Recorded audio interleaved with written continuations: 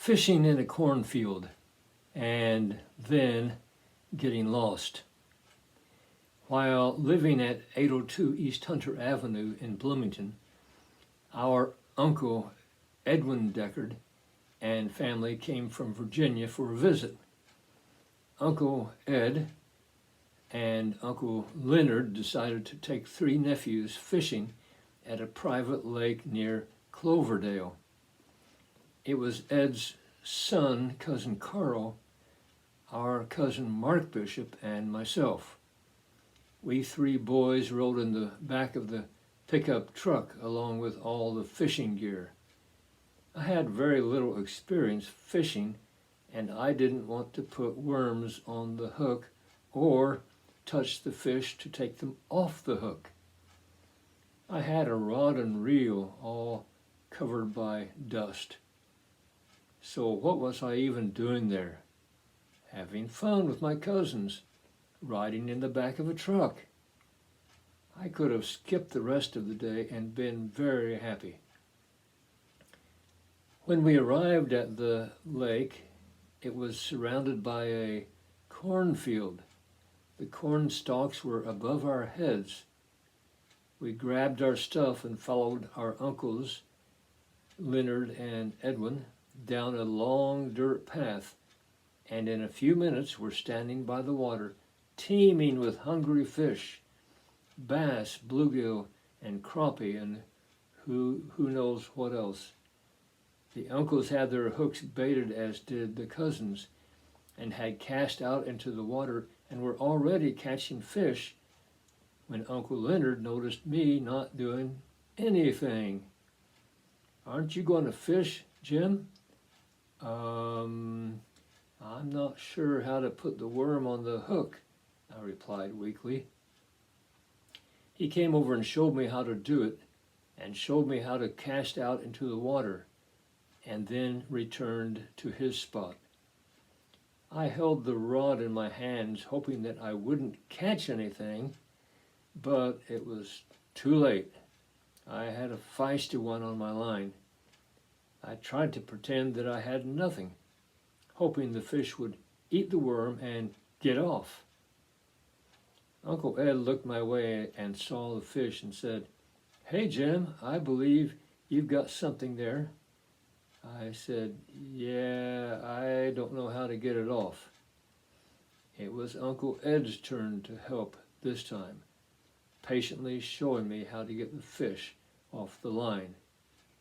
We were catching so many fish that I finally screwed up my courage and began baiting my own hook and removing my own fish. But I hated it and was relieved when my rod broke. My cousins were ready to quit, but not the uncles.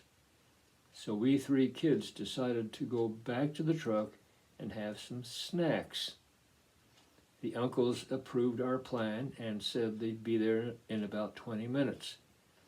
Off we went down the dirt path and through the cornfield, but we couldn't see the truck. We decided we'd gone down the wrong row and tried another, and still no truck. We were beginning to panic, moving faster, corn shucks turning our arms red. Carl lost his glasses and couldn't see, adding to his panic. But God, who has a heart for the lost, knew we were in trouble and sent our uncles on a mission to find us. We soon heard their voices calling out our names, and we called back and were reunited. We were in a more somber mood on the way home, and I was thinking that I never want to go fishing again. The next day, Uncle Edwin came to our house bearing a gift for me. "Here you go, Jim.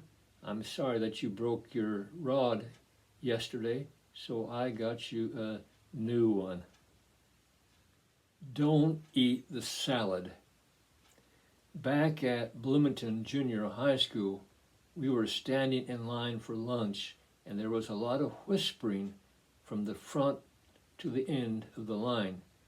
The message was clear: don't eat the salad. The cook had sliced off part of her finger and they can't find it.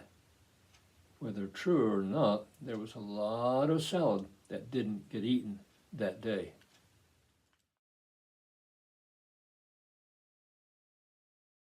Yo-yos and hula hoops. Everybody had a hula hoop and a Beatles wig and a Duncan yo-yo. The yo-yos were something you could put in your pocket and take to school to play with during break. I had all three of those things. Two guys at school decided that they could start a new fad on their own. They went to Lyons drugstore during our lunch break and each one bought a baby pacifier. They returned to school sucking on them. They boasted that they'd have the whole student body following their lead in a few days. They got no followers and only heaped derision on themselves. With the right kind of marketing, it might have worked. Lyons Drugstore. It was just across the street from the school. I believe that a large portion of the students were addicted to cough drops, and all you had to do for the teachers to allow you to suck on them was to fake a little cough. Teacher.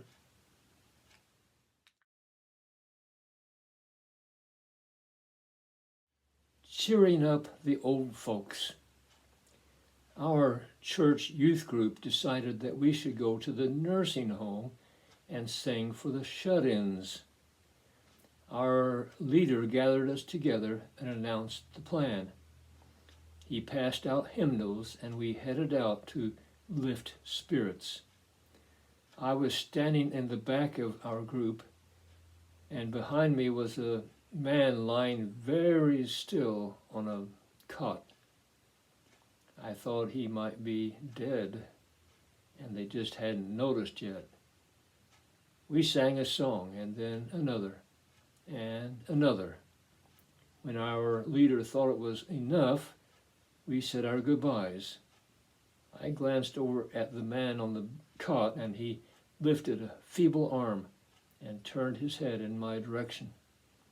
My eyes were focused on him, and his on me. I stepped over to his side and he motioned for me to bend over close so he could tell me something. I thought he might be telling me his last words. In a quiet and raspy voice he said, "Next time, before you come, practice." These words burned a hole in my spirit. Since that time, I've had 3 singing groups specializing in hymns and singing mostly in nursing homes in Monroe, Lawrence, Owen, and Morgan counties in Indiana.